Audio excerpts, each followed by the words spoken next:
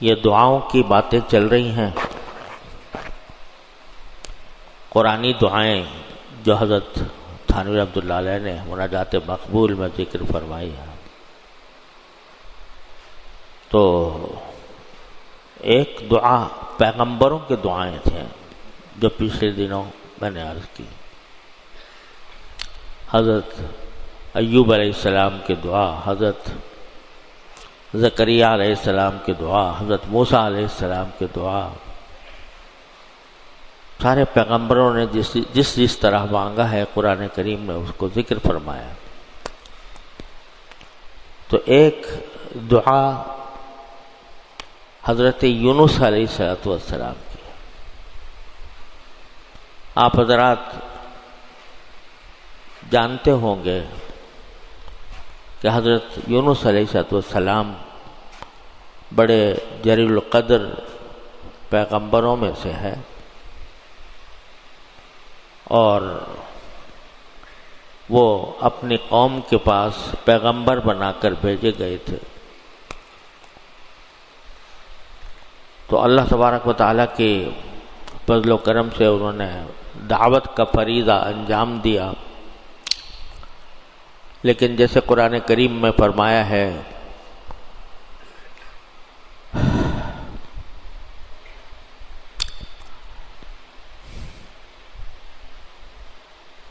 کہ ہم نے جس رسول کو بھی بھیجا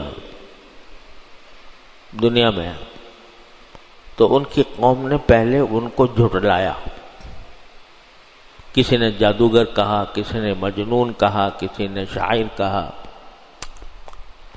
تو حضرت یونس علیہ السلام کی قوم نے بھی ان کو جھٹلایا، اور جھٹلا کر حضرت موسیٰ علیہ السلام، حضرت یونس علیہ السلام کی بات نہیں مانی۔ جب حضرت یونس علیہ السلام تقریباً مایوس ہو گئے تو اس وقت حضرت یونس علیہ السلام نے ان سے کہا کہ دیکھو، میں بستی چھوڑ کر جا رہا ہوں، تمہاری اس تمرد کی وجہ سے، سرکشی کی وجہ سے اب میں اس بستی میں نہیں رہ سکتا، لیکن میں تمہیں باخبر کرتا ہوں کہ میرے نکلنے کے بعد تم پر عذاب آئے گا اللہ تعالیٰ کا۔ اس کی کچھ نشانیاں بھی بتا دی کہ یہ اس کی نشانیاں ہیں۔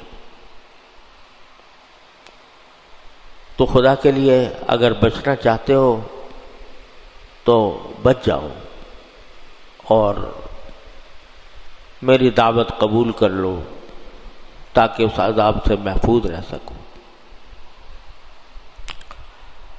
حضرت یونس علیہ السلام کے نکلنے تک کوئی ایمان نہیں لایا، لیکن جب پیغمبر نے بستی چھوڑ دی تو عذاب کے آثار نظر آنے لگے۔ ابھی عذاب آیا نہیں تھا لیکن اس کے آثار نمودار ہو رہے تھے۔ تو اس وقت ان کو کچھ ہوش آیا کہ حضرت یونس علیہ السلام نے ہم سے جو بات کہی تھی اس کے آثار نظر آ رہے ہیں، تو اب بھی وقت ہے کہ ہم اپنے کفر سے باز آ جائیں اور ایمان لے آئیں۔ چنانچہ آثار دیکھ کر ساری قوم بیکدم اس نے ڈر کے مارے ایمان قبول کر لیا، اسلام قبول کر لیا۔ حضرت یونس علیہ السلام نے باہر نکل چکے تھے، لہذا ان کو معلوم نہیں تھا۔ تو اس وقت حضرت یونس علیہ السلام کے دل میں یہ خیال آیا کہ اگر میں دوبارہ اپنی بستی میں جاؤں گا تو وہاں کے لوگ یہ کہیں گے کہ تم نے جو ہمیں دھمکیاں دی تھیں عذاب کی، ہم تو اس سے محفوظ ہو گئے، لہذا حضرت یونس علیہ السلام نے اس بستی کا رخ کرنے کے بجائے کسی اور طرف رخ کر لیا۔ یہ جو کسی اور طرف رخ کیا، اس کی بنا پر اللہ تبارک و تعالی نے ان کا یہ فیصلہ ان کی شان کے خلاف سمجھا۔ انبیاء کرام علیہ السلام سے گناہ تو سرزد نہیں ہوتے، وہ معصوم ہوتے ہیں اللہ تعالیٰ کی طرف سے، لیکن یہ ہوتا ہے کہ ذرا بھی نبی کے شایان شان کوئی بات ایسی ہو جائے جو نبی کے شایان شان نہیں ہوتی، تو اس پر بعض اوقات اللہ تعالیٰ کی طرف سے مواخذہ ہو جاتا ہے۔ کہا جاتا ہے، مقولہ مشہور ہے، حسنات الابرار سیئات المقربین، نیک لوگ اگر کوئی کام کریں نیکی کا تو وہ نیکی کا کام ہوتا ہے بے شک نیک لوگوں کے لیے، لیکن جو اللہ تبارک و تعالیٰ کے مقرب بندے ہوتے ہیں ان کے لحاظ سے وہ ایک برائی ہوتی ہے جس پر بعض اوقات اللہ تعالیٰ کی طرف سے پکڑ بھی ہو جاتی ہے۔ وہ عصمت کے منافی نہیں ہے، انبیاء کرام کے معصوم ہونے کے منافی نہیں ہے، لیکن بات کوئی شایان شان نہیں ہوتی تو اس پر اللہ تبارک و تعالی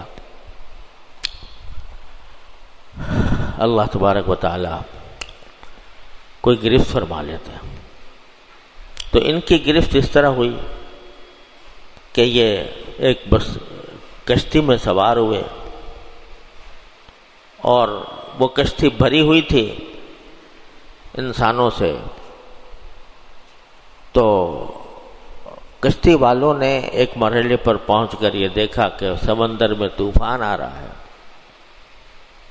اور یہ کشتی اتنے آدمیوں کا بوجھ سنبھال نہیں سکتی اور غرق ہو جائے گی۔ تو کشتی والوں نے آپس میں یہ طے کیا کہ بھئی کم از کم ایک آدمی کو کشتی سے اتارنا چاہیے، سمندر میں اس کو پھینک دینا چاہیے۔ کس کو سمندر میں پھینکا جائے، اس کے لیے انہوں نے قرآن اندازی کی۔ قرے کے اندر نام حضرت یونس علیہ السلام کا نکل آیا، تو ان کو کشتی والوں نے سمندر میں پھینک دیا۔ اب سمندر ویسے ہی طغیانی میں تھا، تو ایک بڑی سی مچھلی آئی اور وہ حضرت یونس علیہ السلام کو نگل گئی۔ تو حضرت یونس علیہ السلام مچھلی کے پیٹ میں چلے گئے۔ آپ اندازہ کیجئے کہ اگر ایک انسان مچھلی کے پیٹ میں چلا جائے اس کا کیا حال ہوگا۔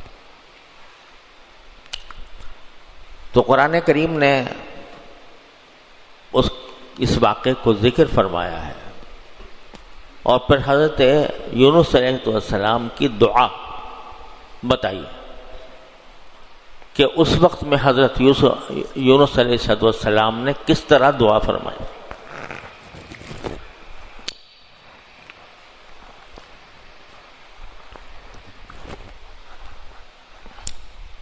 تو اس کا ذکر قرآن نے فرمایا کہ فنادا فی الظلمات، وہ مچھلی کے پیٹ کی جو اندھیریاں تھیں، اس کی جو ظلمتیں تھیں، اب اندازہ لگائیے نا کہ اس میں کیا اندھیرا ہوگا، کیسا اندھیرا ہوگا۔ مچھلی کا پیٹ ہے، ویسے ہی وہ ایسی جگہ نہیں ہے کہ انسان اس پہ بیٹھ سکے، لیٹ سکے، اور اوپر سے اندھیرا، ہم اس اندھیرے کا تصور نہیں کر سکتے جو کسی جانور کے پیٹ میں ہوگا۔ تو اس ظلمات کے اندر، ان تاریکیوں کے اندر، ان ظلمتوں کے اندر انہوں نے ہم کو پکارا ہے، فنادا فی الظلمات، اور اندھیریوں میں ہم کو پکارا کیا پکارا؟ اللہ الہ الا انت سبحانک انی کنت من الظالمین، کہ اے پروردگار آپ کے سوا کوئی معبود نہیں، سبحانک آپ کی ذات ہر عیب سے پاک ہے، انی کنت من الظالمین میں ہی ظلم کرنے والوں میں تھا، میں نے اپنی جان پر ظلم کیا تھا۔ یعنی یہ سکھایا کہ جب آدمی کسی مصیبت میں گھرے اور خاص طور پر ظلمت میں گھرے تو یہ نہ سمجھے کہ مجھے میرے اللہ نے اس مصیبت میں ڈال دیا، بلکہ پہلے یعنی اپنی حالت کو بیان کرنے سے پہلے آدمی اپنے غلطی کا اقرار کرے اور اس کو باری تعالیٰ کی طرف منسوب نہ کرے، پہلے کہتے کہ لا الہ الا انت آپ کے سوا کوئی معبود نہیں، لہذا آپ کا ہر فیصلہ برحق، پھر کہا کہ سبحانک آپ ہر عیب سے پاک ہیں، لہذا آپ کا کوئی فیصلہ ایسا نہیں ہو سکتا کہ جس کے اوپر انگلی اٹھائی جائے۔ تو پہلے یہ جو نفس و شیطان بعض اوقات انسان کو بہکاتے ہیں کہ اس مصیبت میں ہی رہ گیا تھا اس مصیبت کو برداشت کرنے کے لیے، یہ زیادتی میرے ہی ساتھ ہونی تھی، میں ہی کیوں اس ظلم کا شکار ہوا، اعوذ باللہ العلی العظیم۔ تو اس کا پہلے سد باب کر دیا۔ یہ ہے بندگی کی بات کہ آدمی جو کچھ مانگ رہا ہے اس مانگنے سے پہلے اس بات کی وضاحت کر دے کہ اللہ میرا عقیدہ یہ ہے کہ آپ کا ہر فیصلہ برحق، آپ کے کسی فیصلے میں کوئی عیب نہیں، آپ کی ذات بے عیب ہے، ہاں انی کنت من الظالمین میں ہی ظلم کرنے والوں میں تھا، ظلم میرا ہے، میں نے اپنی جان پر ظلم کیا ہے، کوئی غلطی اگر کی ہے تو میں نے خود اپنی جان پر ظلم کیا ہے، اس کا اعتراف، اس کا اقرار پروردگار کے سامنے کرنا، یہ دعا کے عجیب آداب میں سے ہے۔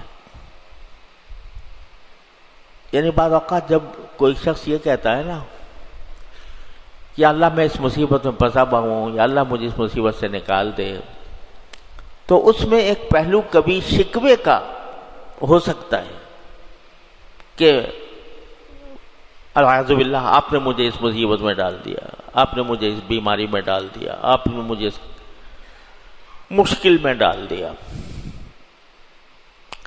یہ جو شکوے کا پہلو کسی دعا کے اندر ہو سکتا ہے، اس کو دعا کرتے وقت اس کو پہلے سے اس کا دفعیہ کر دیں کہ مجھے آپ کے فیصلے پر کوئی اعتراض نہیں، کوئی شکوہ نہیں، کوئی گلہ نہیں، آپ کا جو کچھ بھی فیصلہ ہے وہ درست ہے، بے عیب ہے، اس کے اندر کوئی عیب نہیں، اور جو کچھ مجھے تکلیف پہنچی ہے تو خود میری جان پر میں نے اپنے ظلم کیا جس کی وجہ سے پہنچی۔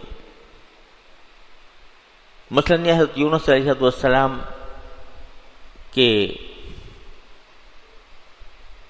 حضرت یونس علیہ السلام کی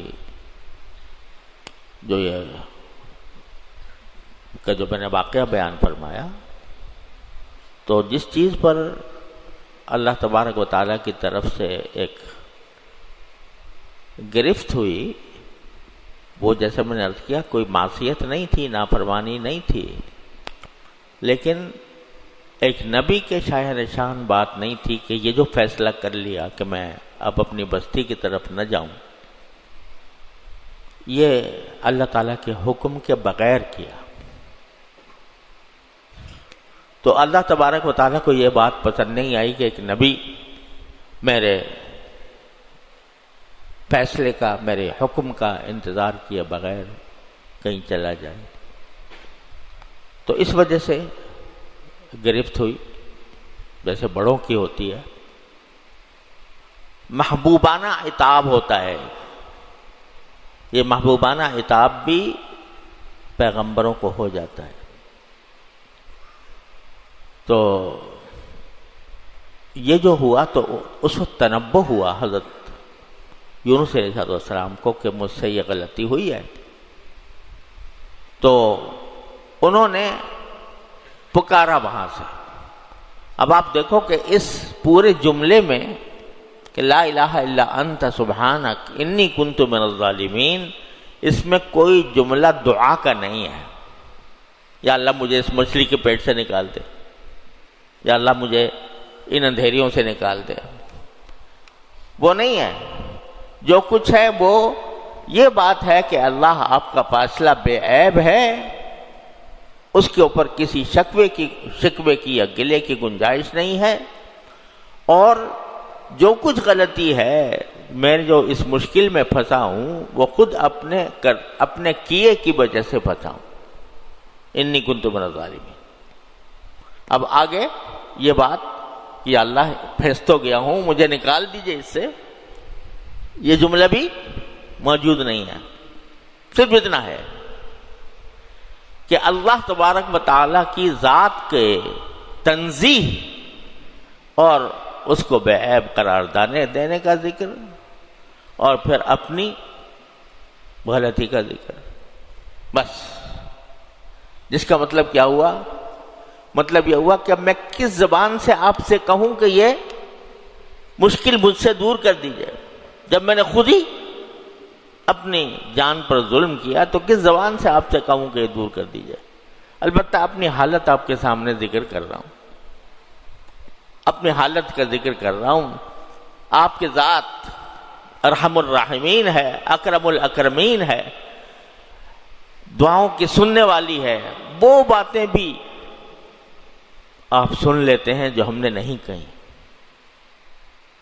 مولانا رومی فرماتے ہیں کہ ماں نبود منہ تقاضا ماں نبود،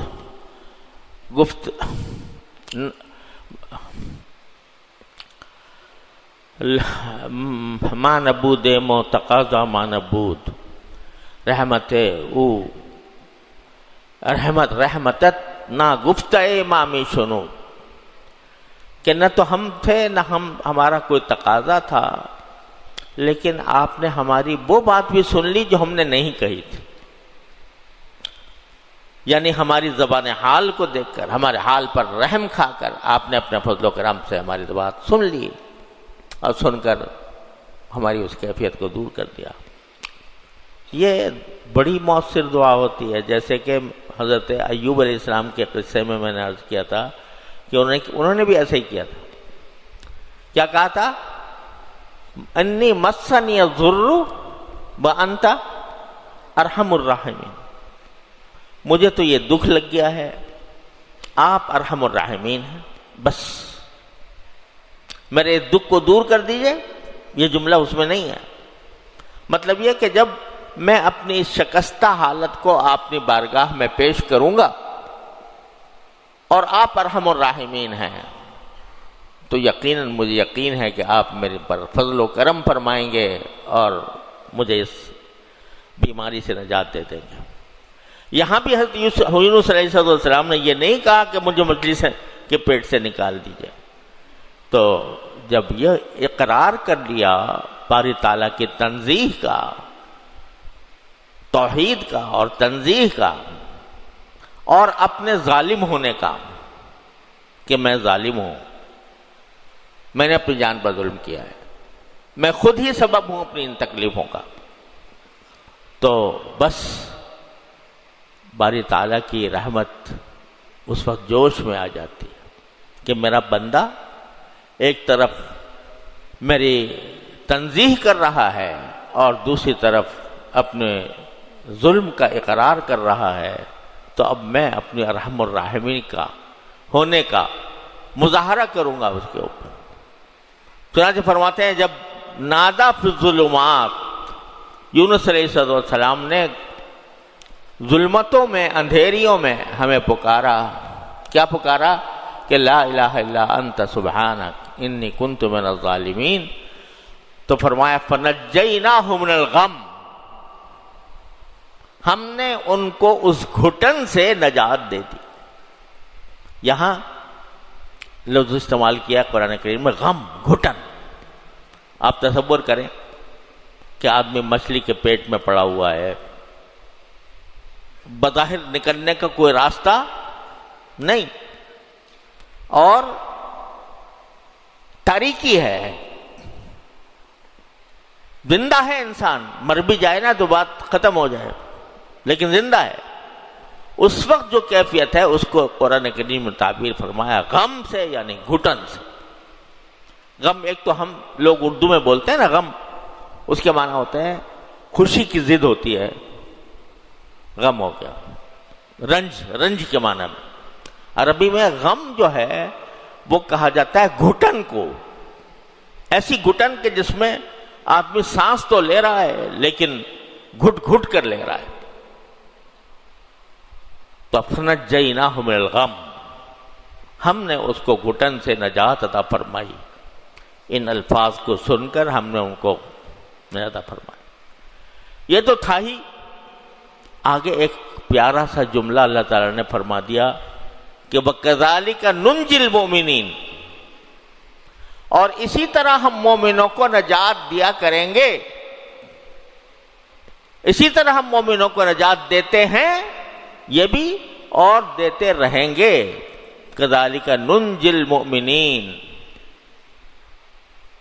اب یہ جملہ بڑا زبردست فرما دیا کہ دیکھو یہ جو ہم نے نجات دی حضرت یونس علیہ السلام کو، یہ صرف ان کے ساتھ مخصوص نہیں ہے۔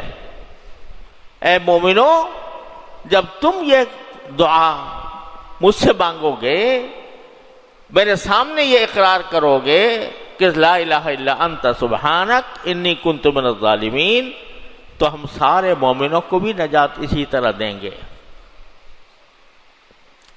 تو ہمارے حضرت فرمایا کرتے تھے، اللہ تعالیٰ ان کے درجات بلند فرمائے، یہ جو فرما دیا کہ ہم سارے مومنوں کو اسی طرح نجات دیں گے، تو کیا اس کا مطلب یہ ہے کہ ہر مسلمان مچھلی کے پیٹ میں جائے گا اور مچھلی کے پیٹ میں جا کر اللہ تعالیٰ کو پکارے گا اور پھر اللہ تعالیٰ اس کو مچھلی کے پیٹ سے نکال دیں گے؟ ظاہر ہے کہ یہ تو ایک واقعہ تھا، ہو گیا۔ اب یہ مچھلی کے پیٹ میں جانا کوئی ایسا قصہ تو ہے نہیں کہ صبح شام ہوا کرے، ہر آدمی کے ساتھ پیش آئے۔ تو یہ جو فرما رہے ہیں کہ جس طرح کی گھٹن میں حضرت یونس علیہ السلام تھے، اس گھٹن کی حالت میں جب مجھے پکاریں گے میرے بندے، مومن ہو کر پکاریں گے، تو ہم ان کو ان کی گھٹن سے نجات دیں گے، جس گھٹن میں وہ موجود ہیں ان سے نجات دیں گے۔ تو ہمارے حضرت فرماتے تھے، ہمارے حضرت فرمایا کرتے تھے، اللہ تعالیٰ ان کے درجات بلند فرمائے، کہ یہ جو فرمایا کہ ظلمات میں، تاریکیوں میں ہمیں پکارا، یہ تاریکیاں ایک تو ظاہری تاریکی ہوتی ہے، ظاہری اندھیرا ہوتا ہے، ایک باطنی اندھیرا ہے۔ کیا؟ گناہوں کا اندھیرا، معصیتوں کا اندھیرا، نافرمانیوں کا اندھیرا، العیاذ باللہ، یہ معصیتوں کا اندھیرا ہے۔ ہم آج جو شکایت کرتے ہیں نا کہ بھئی ہمارا سارا ماحول جو ہے وہ فسق و فجور سے بھرا ہوا ہے، خدا بیزاری سے بھرا ہوا ہے، اس میں ہم کیسے نکلیں اس سے؟ تو ہمارے حضرت فرماتے تھے کہ اس طرح نکلو جیسے کہ یونس علیہ السلام نکلے تھے۔ یہ اندھیریاں ہی تو ہے نا، یہ مچھلی کے پیٹ کی اندھیریاں نہیں، اس سے زیادہ خطرناک اندھیریاں ہیں۔ یہ کفر کی اندھیری، یہ فسق و فجور کی اندھیری، یہ بدعات کی اندھیری، یہ مچھلی کے پیٹ کی اندھیریوں سے زیادہ خطرناک۔ تو یہاں باری تعالیٰ فرما رہے ہیں کذالک ننجی المؤمنین، تم بھی کہو کہ لا الہ الا انت سبحانک انی کنت من الظالمین، میں ان اندھیریوں میں گھرا ہوا ہوں، ماحول کے اندھیریوں میں میں گھرا ہوا ہوں، وانت وانی کنت من الظالمین۔ تو قرآن نے وعدہ فرمایا کہ ذالک ننجی المؤمنین، نکالیں گے تم کو اس اندھیریوں سے ضرور۔ تو اس لیے ہمارے حضرت فرماتے تھے کہ یہ جو لوگ کہتے ہیں کہ جی ہم تو آپ نے اگر پیدا کیا ہوتا ہمیں حضور اقدس صلی اللہ علیہ وسلم کے زمانے میں، صحابہ کے زمانے میں، تو ہم بھی ویسے ہی ہو جاتے۔ آپ نے تو پیدا کیا ہمیں اس ظلمتوں کے ماحول میں، تو پھر ہم سے مطالبہ یہ ہو کہ تم بھی ابو بکر بنو، تم بھی عمر ابن خطاب بنو رضی اللہ تعالیٰ عنہم اجمعین۔ تو اللہ تعالیٰ فرماتے ہیں ارے ظلمتوں ہی میں تو ہو، پکارو ہمیں کہ لا الہ الا انت سبحانک انی کنت من الظالمین، یہ پڑھ کر پکارو تو انشاءاللہ ہم تمہیں ان اندھیریوں سے نکالیں گے۔ اچھا تو بھائی ہوا تو نہیں ہے، تم اللہ تبارک و تعالیٰ اس کو سمجھنے کی توفیق عطا فرمائے۔ اسی لیے ہمارے ہاں بزرگوں سے روایت چلی آتی ہے کہ جب کبھی مسلمانوں کو کوئی عام تکلیف پیش آئی تو اس آیت کریمہ کا ختم کرتے۔ آیت کریمہ ہمارے ہاں اس طرح مشہور ہو گئی ہے، آیت تو ساری آیت جو ہیں وہ آیت کریمات ہیں، لیکن جب آیت کریمہ مطلق بولتے ہیں تو اس سے مراد یہی ہوتی ہے، اس کو کثرت سے پڑھنا۔ اور اس کو بعض علماء کرام نے اس کو اسم اعظم قرار دیا ہے کہ یہ اسم اعظم ہے، تو اس کا اہتمام کریں۔ آج کل جو بیماریوں کا زور شور ہے، لوگ اس کے لیے احتیاطی تدابیر اختیار کر رہے ہیں، تو اس میں بھی یہ آیت کریمہ کثرت سے پڑھی جائے۔ اور ہمارے ہاں بزرگوں سے ایک معمول چلا آتا ہے کہ اس آیت کریمہ کا 1.25 لاکھ مرتبہ ختم کیا جاتا ہے، سب مل کے کریں تو بہت دیر نہیں لگتی، 1.25 لاکھ، 1,25,000 مرتبہ۔ تو اللہ تعالیٰ کی سنت یہ ہے کہ جس مصیبت میں یہ پڑھا جاتا ہے تو اللہ تعالیٰ اس کو دور کر دیتے ہیں۔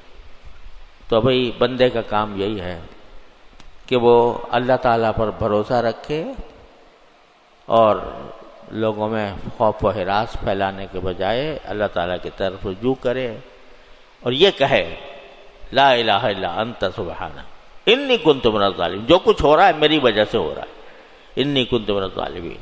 اللہ تعالیٰ ہم سب کو اس کی حقیقت سمجھنے کی توفیق عطا فرمائے، اس پر عمل کی توفیق عطا فرمائے۔